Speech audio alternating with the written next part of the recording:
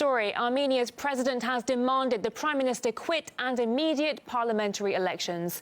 Mass rallies are calling the peace deal with Azerbaijan over disputed region Nagorno-Karabakh humiliating. RT's Ilya Petrenko joined me in the studio to discuss the aftermath of the ceasefire. This is the moment when the whole political career of Armenian Prime Minister Nikol Pashinyan is being put to the test.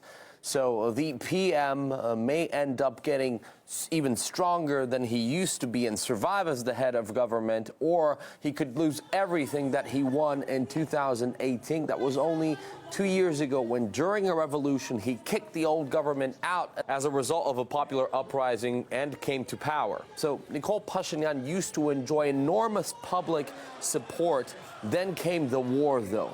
After weeks of intense battles, Nikol Pashinyan had to sign a peace agreement, which meant that the pro-Armenian enclave would lose about a half of the territory that it used to control. And then the mood in Yerevan and around the country changed. People came out to the streets chanting, "Pashinyan, get out." And that was the time when the president, who at the moment has less powers than the prime minister, still, though, he decided to come out.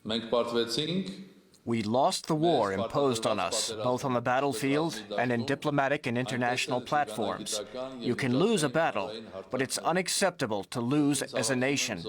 We have a concerned society and a damaged economy that is burdened with massive social issues.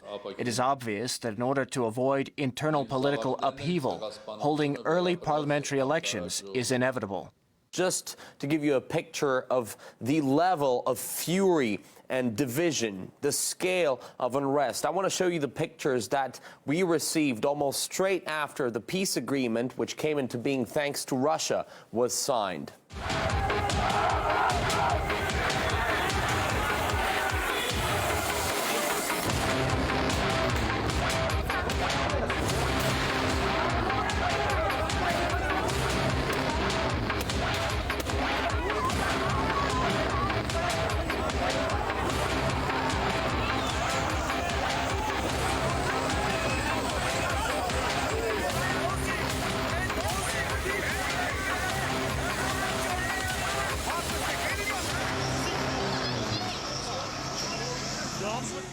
So in the course of that war escalation, it was becoming increasingly clear that Azerbaijan and its troops are gaining ground, taking more and more land. So Prime Minister Nikol Pashinyan is justifying his move by saying that he had no other choice and that he managed at least to save some land for the Armenian community in Nagorno-Karabakh.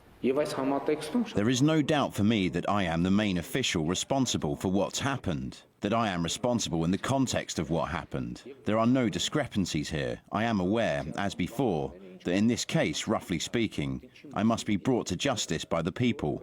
But in order for the people to be judges, they must have the information about all the circumstances. So how's the whole situation with the peace deal and the aftermath being seen in Azerbaijan? The leadership and the people in Azerbaijan are celebrating, and they're treating this as victory. In fact, November the 10th is now known in Azerbaijan as the new Victory Day.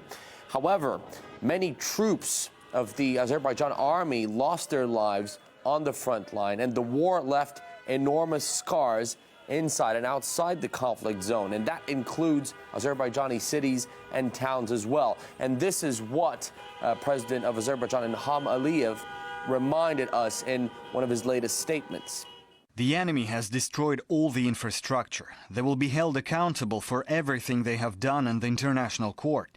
I said this earlier, and I want to repeat once again, that international structures and experts will be involved. All the damage will be evaluated, and we will be demanding compensation for the last 30 years. Devastation, heavy damage, and enormous numbers of casualties on both sides.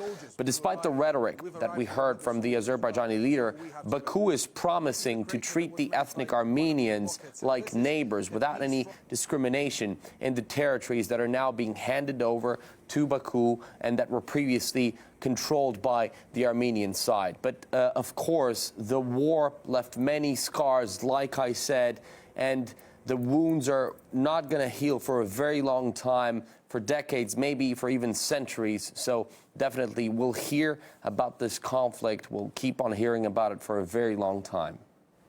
To remind you, under the peace deal, both sides will hold on to their current military positions. Now, that gives Armenia control of the disputed region's capital, Stepanakert. Azerbaijan gets the second largest city, Shushi, which it took just before the fighting ended. Armenia will also have to hand over 3 other districts in the region. Analyst Alessandro Bruno says the public outcry in Armenia over the truce is hardly surprising.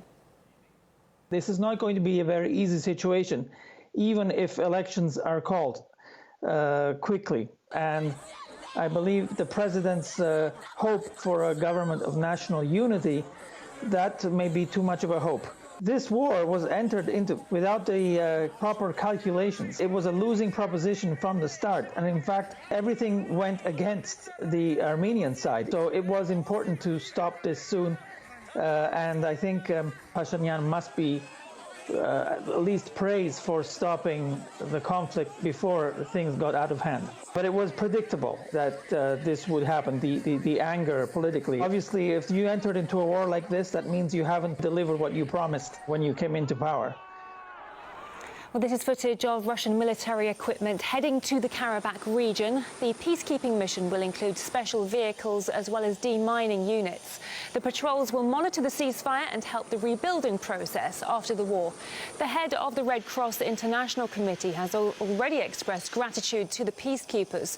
We got reaction on the streets of the Armenian capital, Yerevan. It's good that there's peace, they're building roads, providing security. This is excellent. I welcome the fact that peacemakers are in Karabakh. It is better than losing it altogether. The earlier the help comes, the better. Even better if they had come before we suffered all these losses. Armenians and Russians are brotherly people. The role of the Russian peacekeepers here is especially important.